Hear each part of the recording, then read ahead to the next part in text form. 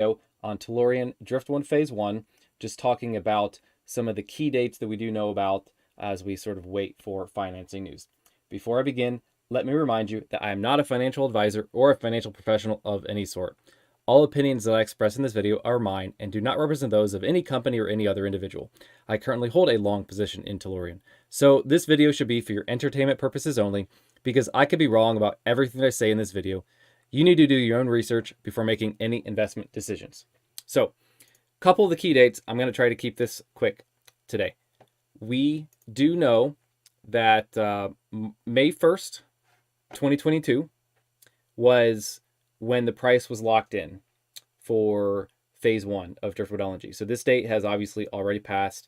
And so Bechtel does have the ability to ask to change the price depending on some certain factors here. And they're listed here they have examples, at least: closing of vendor shops, unavailability of materials, labor unavailability, etc. These are the sorts of things that as of now, Bechtel, depending on exactly when the notice to proceed is issued, they have the ability to issue a change order or request a bid price change. So that is date number 1. The other date in here that I think is important, and there are more dates. You can read through this stuff yourself. This is all in the SEC filings. But the other date is March 31st, 2023. There are two important things that happen on March 31st, 2023, at least from this change order number 008. The first is Bechtel at that point can now put in a change order for basically anything. Hi, R. Gilbert. Thanks for joining the stream. I'm just trying to keep this quick and go over a couple of the key dates that we know about for Driftwood. Driftwood LNG Phase 1, what we know so far. And so March 31st of 2023, at that point, that is when Bechtel is able to issue sort of broad change orders to the price for any potential factors that could impact their costs. So that is the other date. And very, very important, there's another March 31st, 2023 date in here.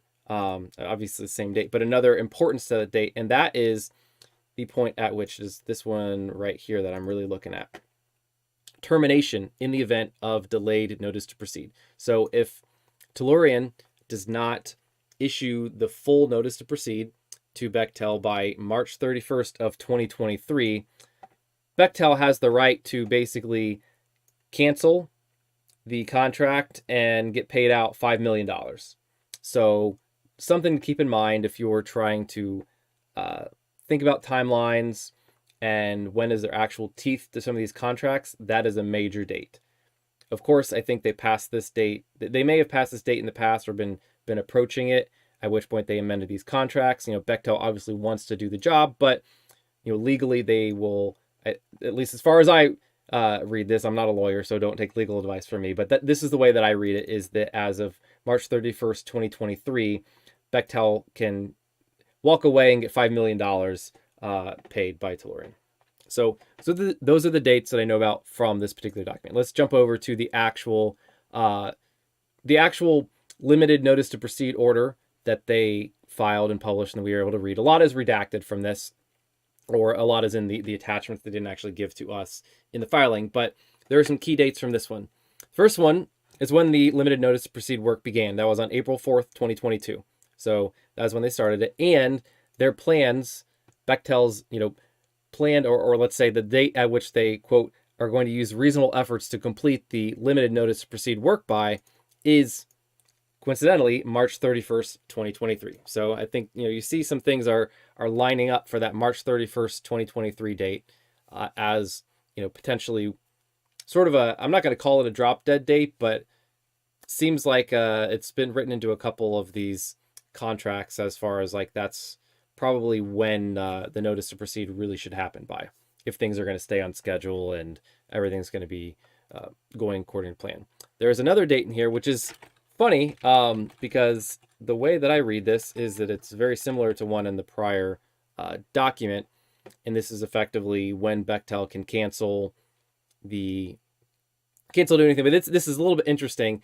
If Tellurian doesn't issue the notice to proceed by March 23rd of 2023, not the 31st, the 23rd, Bechtel can stop doing the limited notice to proceed work. So they could basically save, it looks like, 10 days worth of work, or 8 days worth of work, I guess that is, on their limited notice to proceed, whatever they have left, if they so choose by that point. So I thought that was a little bit interesting. So maybe there's even one additional earlier date, which is March 23rd rather than the 31st. Yeah, so that is that. And then, of course, and I know that I've covered these in the past, but if this is new to you, are the expiration dates on the sales and purchase agreements, right? The actual sales of LNG that Tellurian has made.